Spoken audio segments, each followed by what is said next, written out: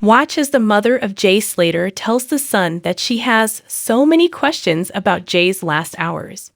Jay Slater's distraught mother says she wants to question the two guys who brought the team to their errand prior to his passing. Heartbroken before Jay disappeared in Tenerife, Debbie Duncan said she had so many questions about his last hours. As she described how she could not get her head around why Jay, 19, got into a car with two older guys and drove to their secluded Arden flat, Debbie, 56, fought back tears.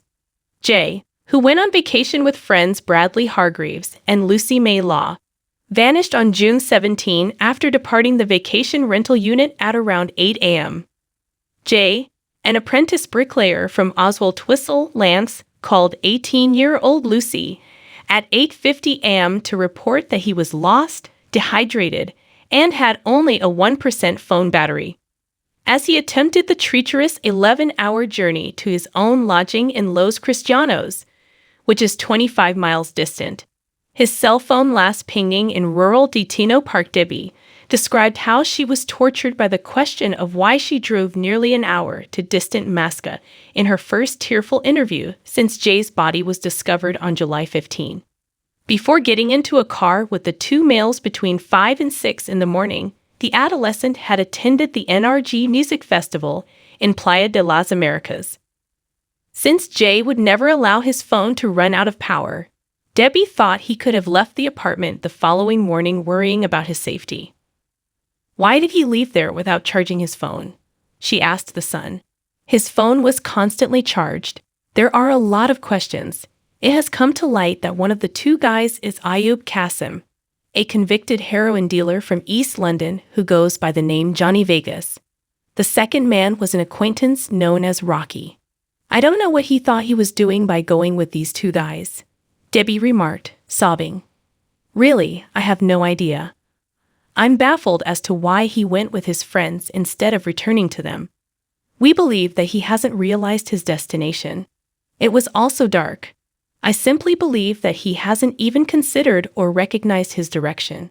At 7:30 a.m., Jay shared a Snapchat photo of himself smoking outside the flat. Apparently informed that there would be no shuttle to his hotel until 10 a.m., he proceeded to walk in the wrong direction. That morning, police on the island received a complaint that Jay was missing. The two males were swiftly declared not relevant to the inquiry by Spanish police, who then permitted them to depart Tenerife.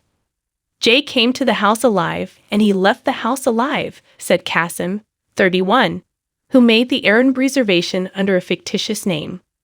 Debbie, however, stated, I don't know why they interviewed and let them go, in reference to the Spanish detectives.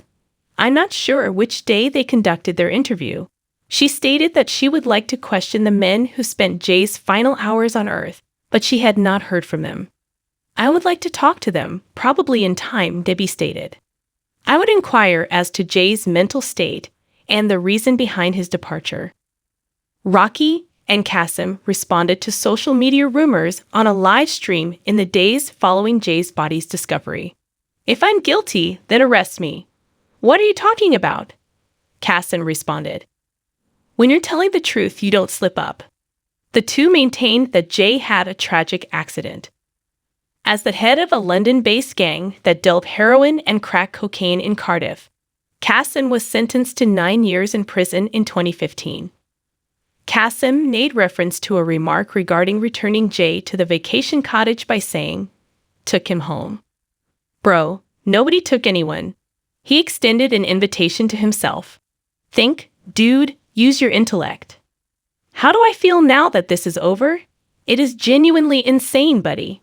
You understand me when I say that it's a mental man.